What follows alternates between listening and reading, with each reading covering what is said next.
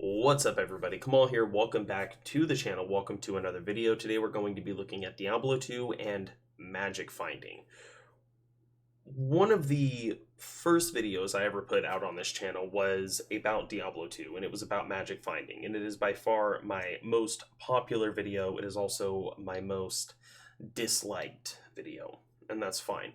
I don't care. I find it kind of humorous, but I thought it would be good, maybe a good opportunity to make the video again, sort of, talk about a couple things that I missed in the first video, and just overall give an update as well as show the build that I'm going to be going for, probably the first build for Diablo 2 Remastered, or Resurrected rather, as well as what I'm going to be chasing as for my build, a variant of it, when the ladder restarts for Project Diablo 2.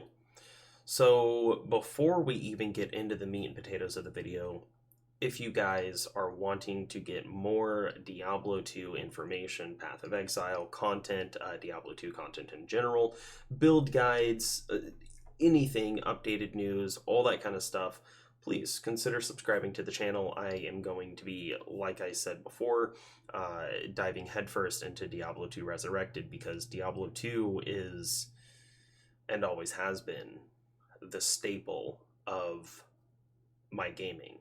So, let's get into the video. Magic finding. What is magic finding? If you're not familiar with Diablo 2 or with action RPGs in general, magic finding is essentially just treasure hunting. In Diablo 2, though, there is a specific stat. Oh, I guess that's still okay.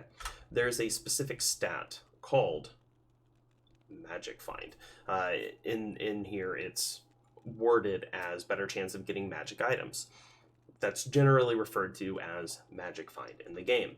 You'll have different gear. Yes, all of this gear is going to be perfect. This is a hero editor created character in single player, just specifically for testing different things on different builds. So before you in the comment section, yes, everything is perfect. Yes, this is single player. Yes, this is nothing that I acquired aside from just putting in hero editor, that this is what I wanted. So this is the Barbarian that I would essentially go for. As you can see, you can pause this video on each piece of gear if you want. This is a pretty standard build for this type of barb. The whole point of this Barbarian is basically just to spin through everything, and then when everything's dead, go back through and hit everything with Item Find, which is this ability right here. It's basically an additional chance for a monster to drop an item. So we get 310 just from these two alone, which puts us over the breakpoint of Diminishing Returns. So every single time we body pop, we are passing that magic find breakpoint. Now, diminishing returns, how does that work? Basically, when you get to a certain point, let's say for every, a really basic, simplistic way of understanding how it works. Let's say you have strength, and for every 1 point of strength, you get 1 point of attack power. Okay, well, after you get 10 points of strength, now, because you're at that point where you've got a lot of strength, for every 1 point of strength, you get half of an attack power. And then, once you get up to, 16 strength, every 1 point of strength you put in only gives you 0.3 attack power. Do you see, each point you put in is worth less and less. That's how diminishing returns work. It's the same thing in this game when it comes to everything. Magic finding is one of them. With magic finding, you want to have as much magic find as you can without sacrificing your damage. The breakpoint that you want to try to hit is right between 250 and 350. I usually try to hit about 300. I find that that's right around perfect for me. So that's a real rough breakdown of magic finding, what it is. Why would you want to search for it on your gear? Well, Because it actually does make a pretty substantial difference. I have a little graph here. So we'll just go from 0% magic find, and then we'll look at 300% magic find. So at 0% magic find, your chances of finding a unique are 1 and 400. So 1 out of every 400 items drop statistically should be a unique with 0% magic find. Now let's say you have 300% magic find. 1 out of 169 items statistically should come out as a unique. So that means you have to kill half as many things, statistically, less than half, to get a unique.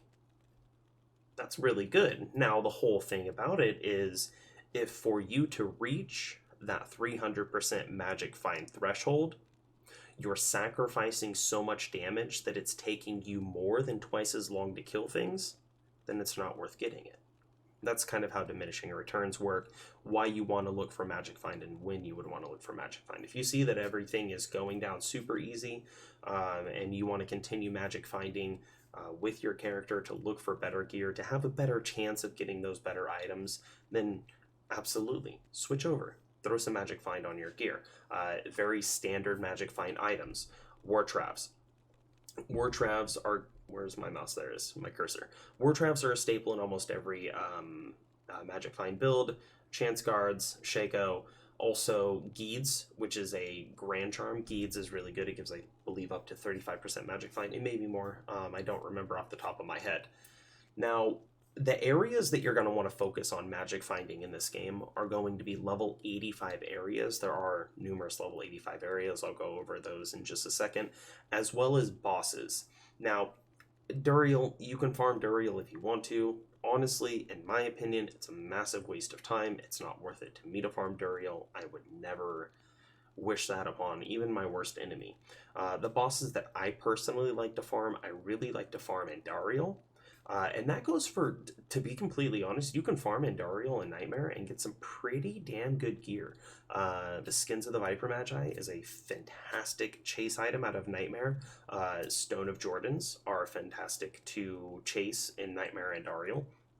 There's many different things that are really good items that you can get in Nightmare when you're on that journey trying to get to hell, trying to break into being able to take hell down. I've been playing a lot more single player, progressing through the game myself as of late. Don't worry about the fact that I hero editor these characters, that's different. So I forgot where I was going with that. Oh, so Nightmare and Hell both have areas that you can magic find, and depending on what you're going for, you're going to want to go after different areas, or different difficulties. But bosses are very important, like I was talking about Andariel. Mephisto is an extremely good one to farm. The entire Chaos Sanctuary, as well as Diablo, is really good to farm, as well as Baal. You can also go after mini-bosses. One of the best mini-bosses in the entire game to farm, or two of them, rather, are right here in Act 5. They're super quick, and the best part about them, in my opinion, is because with the character that I run, I get double the chance of loot.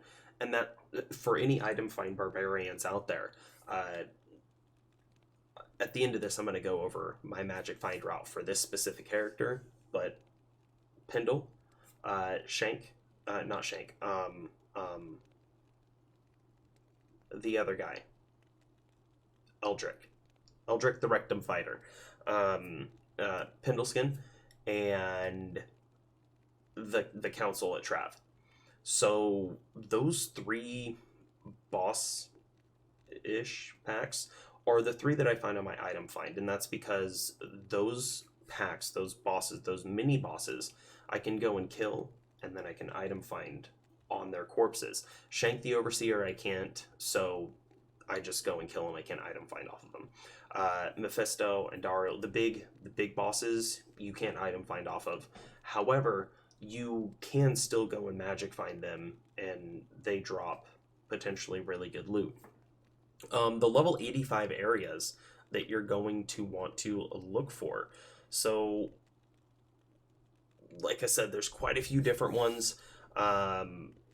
Some are better than others. Some are not really worth farming that much, in my opinion, but I'll lay them out for you anyway. So in Act 1, you have the Mausoleum, you have the Pit level 1 and the Pit level 2. The Pit are absolutely amazing. Those are a very, very good place, or the Pit is a very good place to farm both levels 1 and 2. The Maggot Lair, level 3. These are in Act 2. Maggot Lair and Ancient Tunnels are in Act 2. A Forgotten Temple, Ruined Fane, Disguised or Disused Reliquary in Act 3. Act 4 will have the River of Flame and the Chaos Sanctuary. Act 5, brain fart for a second, will have Worldstone Keep 1, 2, and 3, as well as the Throne Room. Now, Chaos Sanctuary, that's going to have Diablo in it. And then Worldstone Keep 1, 2, and 3, those are just massive areas with a whole bunch of bosses and boss packs. Mini bosses, not full-on bosses, but boss packs and things of that nature. And then the Throne Room, you have, of course, the Gauntlet and then Baal himself. So those are the ones that you can farm. Me personally, the ones that I would suggest farming, I really like farming Pit, and then I like I said, Chaos Sanctuary. Mausoleum's okay. It's not. It really depends on the characters that I'm using. Depending on the character, like I mentioned earlier, depending on the character that I'm using, it's going to kind of change the area that I'm magic finding in. Like, I'm not. What's a good example? So basically, with my Frozen Orb source, there's not very many things in the game that I'm going to go and try a magic find. The Frozen Orb source is for a completely different type of build, or a completely different type of area farming. There's a lot of stuff that's immune to cold.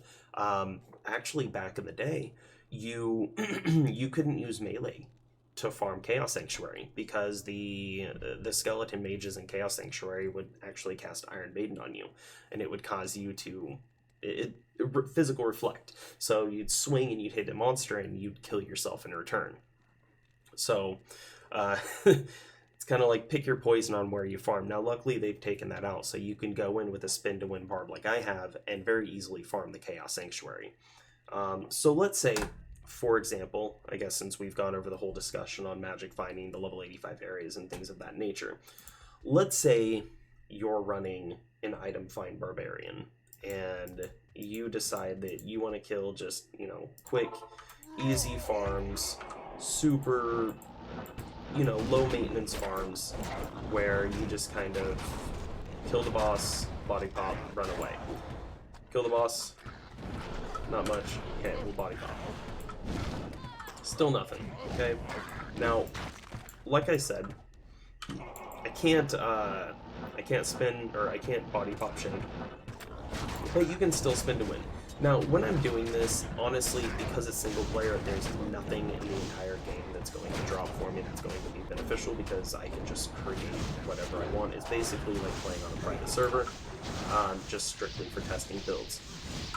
All that dropped, and then, you can see that's what's dropping, and then we can go around and we can body pop, see if anything else drops. You got a small charm right there. A whole bunch of stuff dropped off that.